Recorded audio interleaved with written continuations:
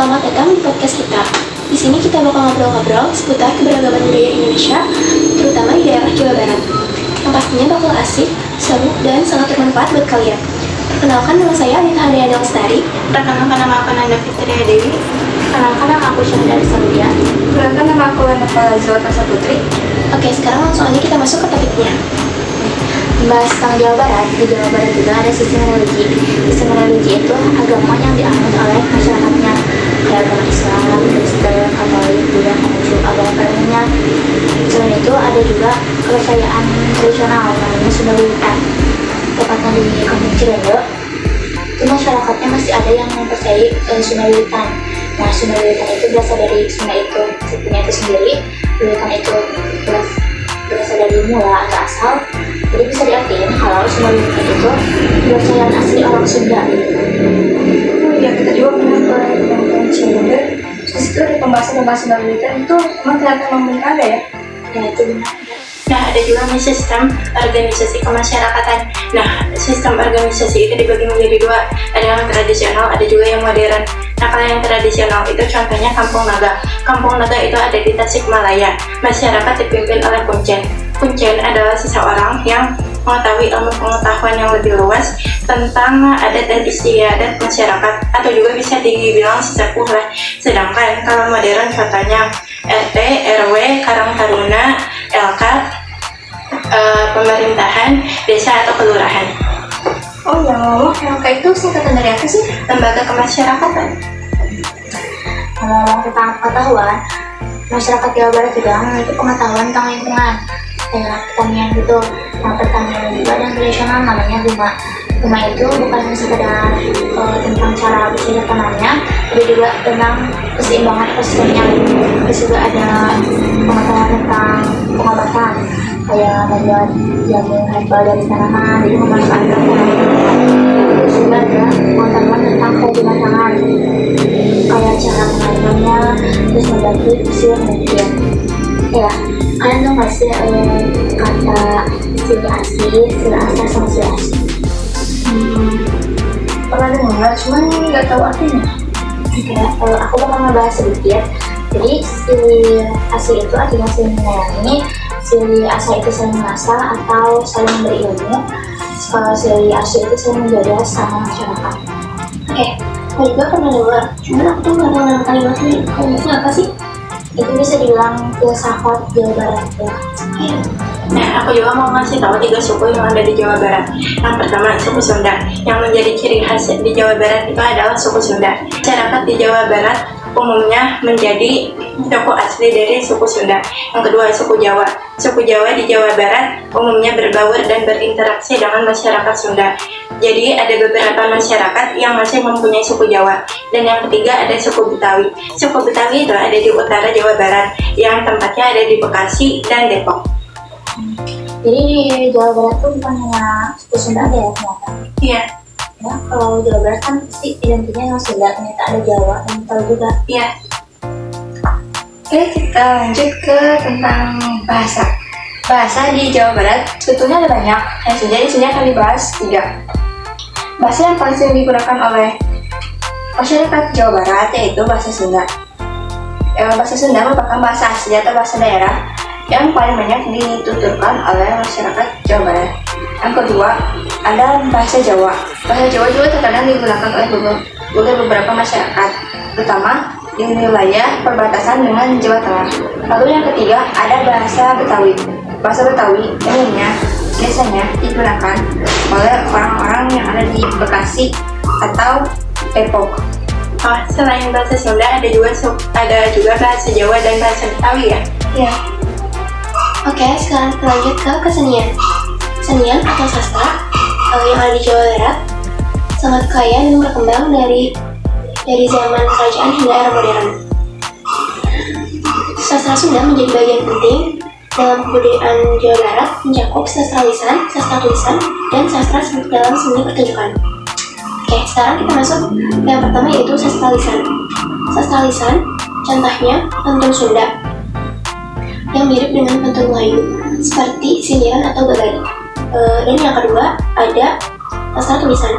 Sastra tulisan yaitu sastra yang berbentuk prosa panjang Contohnya seperti cerpen atau cerita pendek yang isinya itu ada kisah sejarah, legenda, dan ajaran moral.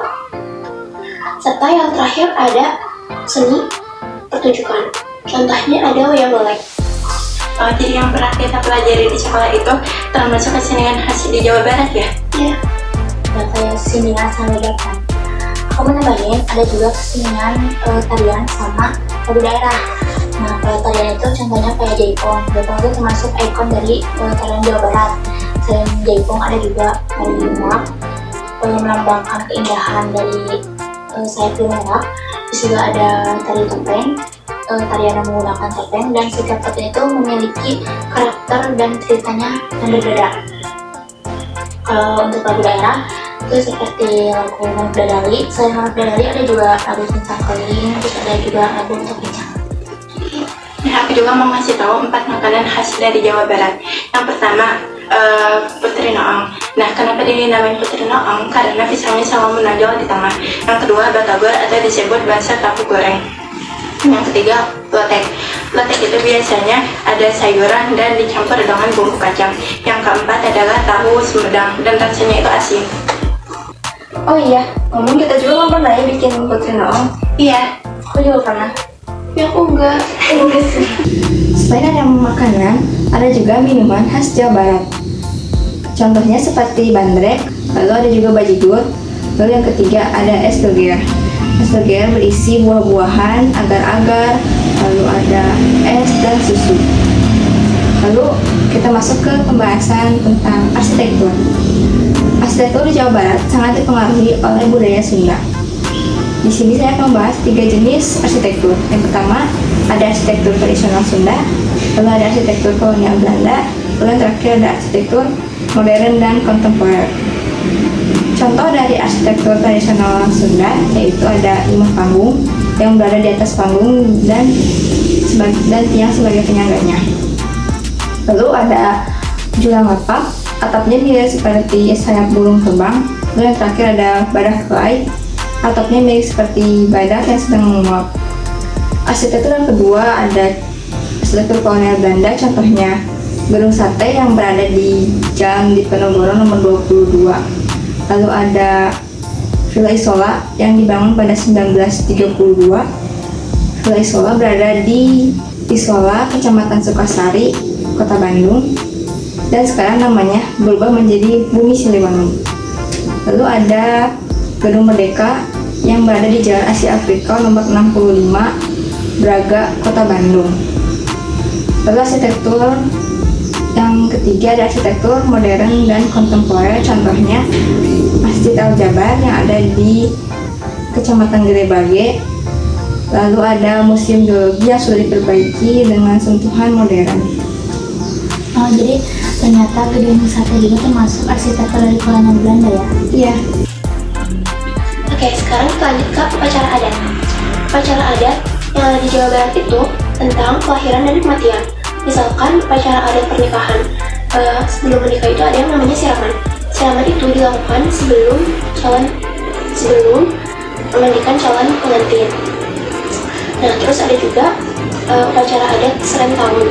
Tujuannya untuk mensyukuri hasil panen selama setahun. Contohnya ada di kampung adat Sindang Barang yang ada di Bogor. Ternyata ada juga ya upacara adat untuk mensyukuri hasil panen. Iya. Kalau kalian mau ke kota Jawa Barat, jangan lupa tempat wisata yang bersejarahnya juga, kayak Gedung Sate. Gedung Sate yang merupakan kantor Gubernur Jawa Barat dan memiliki ciri khas berupa tusuk sate yang ada di menara sentralnya. Gedung ini, seperti yang tadi Lama bilang, berada di Jalan Diponegoro nomor 22. Gedung ini berdiri pada tahun 1920 dan selesai pada tahun 1924. Nah, ini juga termasuk dari bangunan kolonial Belanda dan nama arsitekturnya Insinyur Johannes Dierber. Yang kedua ada Gedung Merdeka. Gedung Merdeka ada di Jalan Asia Afrika di Braga, Bandung. Gedung ini pernah menjadi tempat konferensi tingkat Asia Afrika dan gedung ini berdiri pada tahun 1955. Sekarang gedung ini menjadi museum. Oh, kalau di gedung itu kan ada yang namanya museum. Nah, di museum itu isinya apa aja sih? Isinya ada foto-foto peninggalan saat konferensi Asia Afrika. Yang ketiga, ada Kampung Naga seperti yang tadi Nanda bilang, ada di Tasikmalaya. Yang keempat, ada Saung Angklung Ujo, berada di Kecamatan Cibenying Kidul. Saung ini menjadi pusat kesenian yang ada di Jawa Barat, dan tentunya di dalamnya ada pertunjukan dari angklung. Yang kelima, ada Masjid Raya Bandung. Masjid ini berada di alun-alun dan berdiri pada tahun 1810 dan pernah mengalami perombakan sebanyak 8 kali pada abad ke-19. Yang keenam, ada Candi Cangkuang yang ada di Garut. Candi ini termasuk peninggalan kerajaan Sunda, yaitu Kerajaan Galuh, berdiri pada abad ke-8 sekitar tahun 700 Masehi. Oke, nah kalau kalian di Jawa Barat, jangan lupa kalian ke tempat wisata yang tadi Syahda bilang ya. Sekian dari podcast kita. Maaf bila ada salah kata. Terima kasih. Assalamualaikum warahmatullahi wabarakatuh.